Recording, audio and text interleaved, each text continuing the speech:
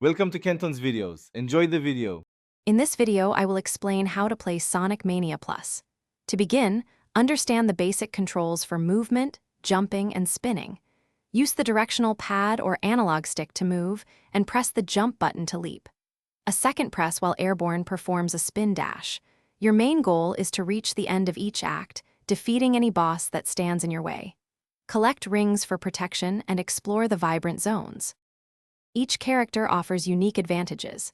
Sonic's drop dash provides instant speed after a jump, perfect for maintaining momentum.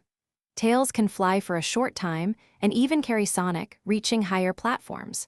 Knuckles excels at gliding and climbing walls, uncovering hidden paths and secrets.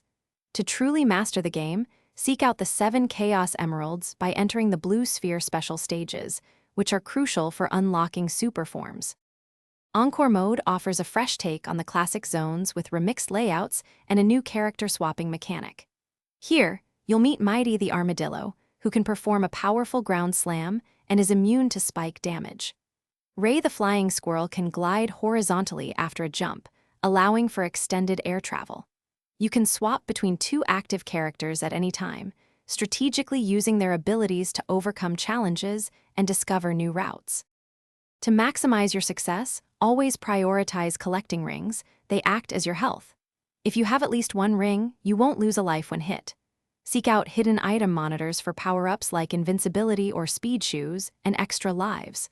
Don't be afraid to explore every corner of the levels, as many secrets and bonus stages are tucked away. Finally, practice makes perfect, especially with boss battles. Learning their patterns is key.